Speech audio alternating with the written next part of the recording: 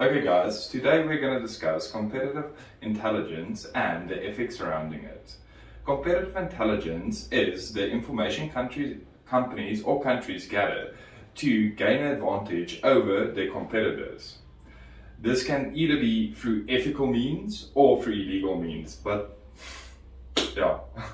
There are two types of competitive intelligence, such as strategic and tactical competitive intelligence, and where tactical competitive intelligence is over a short term and focuses on issues such as market share and revenue increases, whereas strategic is over the long term and focuses on risks and opportunities in the market sector. Okay, so and then the illegal part would be corporate espionage, all those type of things you see in the movies. Like, I don't know, what did you guys say would be a good example of corporate espionage, which is illegal? Like tapping someone's phone or something. There's a couple of larger companies that implemented old KGB spies in, for example, Kodak did it as well. Yeah. I think Disney is the most notorious company when it comes to it, because they hired a company called Trident. They are literally a group of either KGB spies or ex-military special forces units. They've seen a lot of news when it comes to the way they conduct their research, if you can put it like that. And large companies often use it, but it's not seen as illegal. They normally tap phones depending on which state or country you're in and the laws pertaining to it. They intercept your mails, or literally just spy on you, sit outside of your house. And malware also sometimes, like they put malware on your computer. Yeah. And also good examples, for example, like Coca-Cola. I don't know if it's a work or someone worked there, went to Pepsi, for example, and Traded all their secrets for some money or something like that. Yeah, that's completely illegal. But there's also a big difference, because something can be legal but still be unethical. So the difference between those two should be understood. Yeah, there's like a grey area wherein you can be, which is... It's either going, when it's legal but it's not ethical. If you look at like this, the laws aren't ready for every circumstance or what can happen. So, especially when it comes to things like tapping phones or following somebody and you gather information or obtain certain information about the topic, in court it's not necessarily seen as a crime, but it's unethical to do it. Yeah, it's like frowned upon by other companies. Yeah, or people in the community as well. People in general, it's frowned upon. But there are various mainstream ways to gather corporate intelligence, such as social media, websites, and market research as well. Yeah, anything that another company makes public, you can use against them to gain an advantage. Like if they have to publish their yearly financial statements or anything like that, you can go and have a look at that to see if somewhere something's doesn't look right. You can say their books doesn't look right, they're hiding some money, something like that, something to get the edge against your competitors. Or like Burger King is releasing a new burger, for example, and McDonald's sees it and they see they must step up. Yeah, exactly, to compete with a new product. I think where it comes into play mostly, especially when you go look at companies or creators on YouTube especially, when you have to use your analytics to gain advantage in the system. Because everything's dependent on the way you design everything and how you market your product at the end of the day. You can have larger channels but with a lower viewer count because of things like their thumbnail wasn't good enough for a specific video and the algorithm didn't like it. People that actually put in time and effort to do their research on the type of video gains the advantage at the end of the day. Yeah.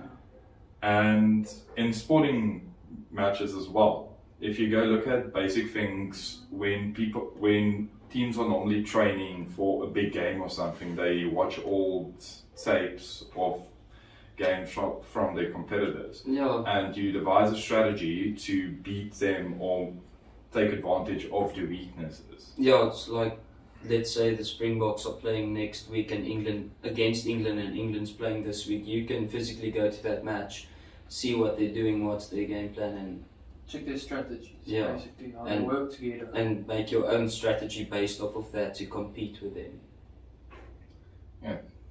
Yeah, so also like for example, Walmart gathers information like in a publicly available sources such as your industry reports, market research, trade publications, and it also uses data analytics and data analytics and market research to gain insights into consumers' behavior and preferences. And then it also engages in legal activities such as attending industry conferences and trade shows to gain insights into its competitors.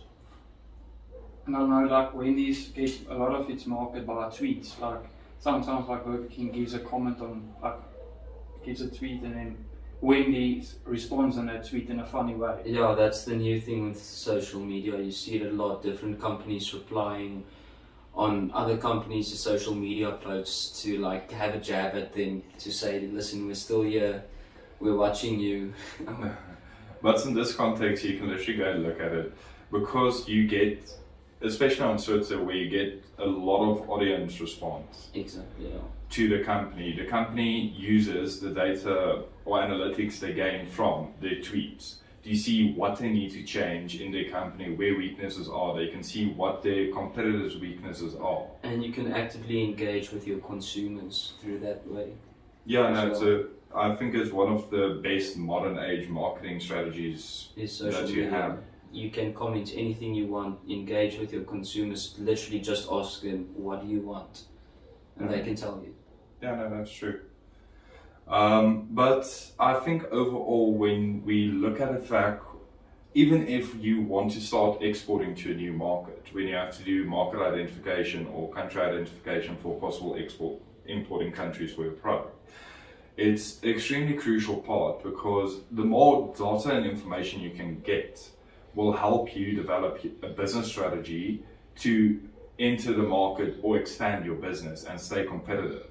And historically, companies that are able to adapt quickly using as much as possible data and information, SpaceX is a good example of it, where they'll rather spend a couple of million or billion on a rocket and blow it up to see real life estimations compared to companies like Blue Origin or what NASA does or the Russian space agencies.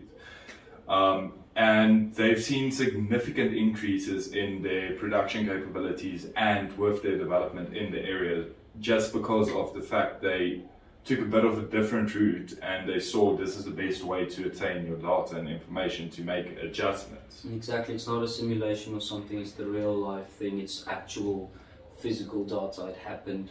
It's not like, let's say you say, this will probably happen. You can't do that. They went and actually did it. Yeah, no. Man, I like, for example, a lot of startups don't have always the finance. So basically, they will focus on a certain market that other big companies don't focuses on, like a niche market or so, and basically get customers that way, and on the end have a competitive advantage. Yeah, well, new startup companies also still have the luxury of social media. It's free, so that's just the main thing. It's almost everybody does marketing now through that.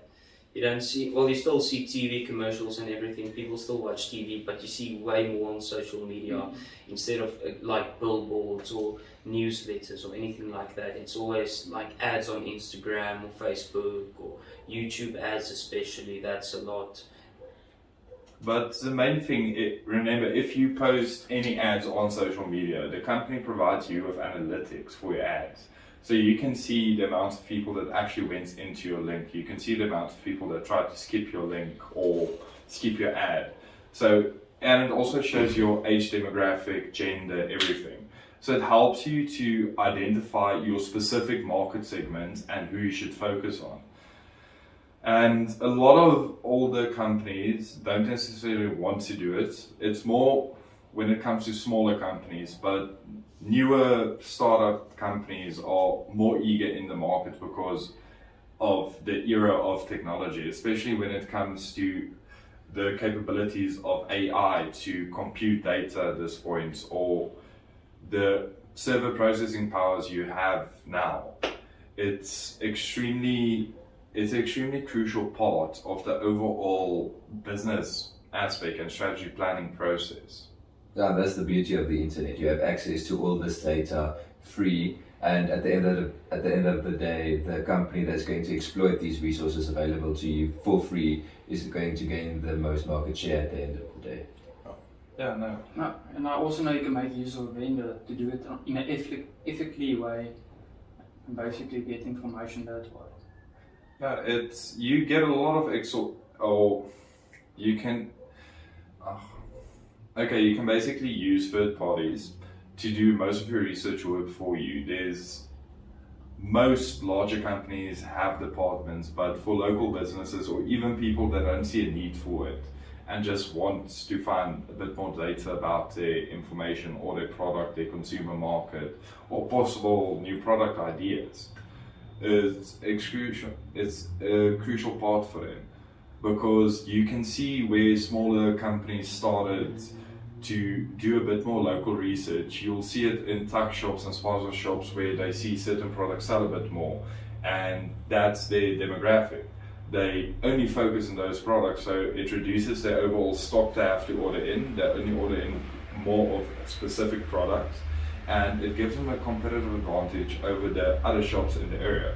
And because they don't have extra costs and stock just standing there that can spoil or anything in that sense as well. Yeah, so what I see is your comparative intelligence is a very important tool for a business to gain a competitive advantage over your competitors. And overall, if you know how to use the information available to you on the internet and on all the reports available from your competitors, you will have a good competitive advantage over your competitors in the market.